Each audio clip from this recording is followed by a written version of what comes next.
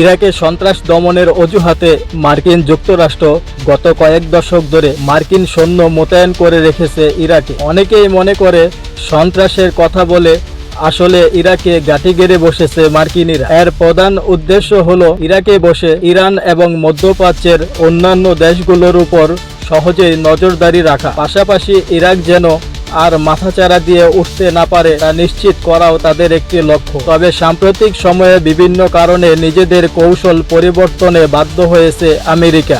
তাই ইরাক থেকে নিজেদের সামরিক জোটের কার্যক্রম গুটিয়ে নিতে যাচ্ছে দেশটি। ইরাকের প্রধানমন্ত্রী মোহাম্মদ শিয়া আল সুদানির সহযোগী হোসেন আল্লাবির বরাত দিয়ে দেশটির সংবাদ মাধ্যম জানিয়েছে, আগামী সেপ্টেম্বরের মধ্যে মার্কিন নেতৃত্বাধীন জোটের কার্যক্রম শেষ হতে যাচ্ছে। এর মাধ্যমে ইরাকের প্রতিরক্ষা সক্ষমতা বৃদ্ধির নতুন একটি দিগন্ত উন্মোচন হবে বলে মনে করা হচ্ছে। 2003 সালের যুদ্ধে সাদ্দাম হোসেনের সরকারের পতনের পর আমেরিকার সামরিক বাহিনী ইরাকের সামরিক বাহিনীকে একেবারে বিলুপ্ত ঘোষণা করে। এর ফলে ইরাকের সামরিক বাহিনী কার্যত ভেঙে পড়ে।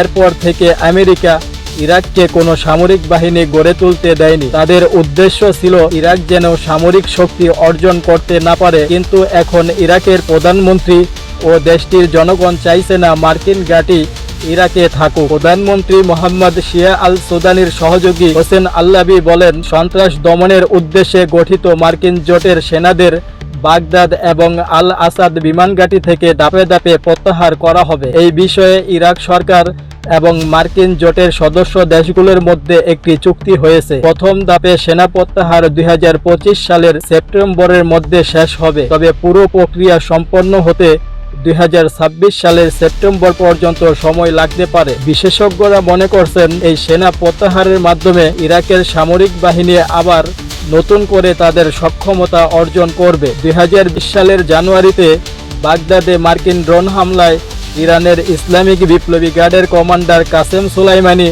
এবং ইরাকের পপুলার মোবিলাইজেশন ইউনিটের ডেপুটি কমান্ডার আবু মাহদি আল মুহান্দিস নিহত হন। সেই ঘটনার পর থেকেই ইরাকে মার্কিন নেতৃত্বাধীন বাহিনীর উপস্থিতি নিয়ে ব্যাপক বিতর্ক শুরু হয় এবং তাদের সম্পূর্ণ প্রত্যাহারের দাবি জোরালো হতে থাকে। এরপর প্রতিক্রিয়ায় ইরাকের পার্লামেন্ট বিদেশি বাহিনীকে দেশ থেকে বহিষ্কারের জন্য একটি আইন পাশ করে। এরপর থেকেই ইরাকে মার্কিন সেনাদের উপস্থিতির বিরুদ্ধে জনমত আরও শক্তিশালী হয়ে ওঠে।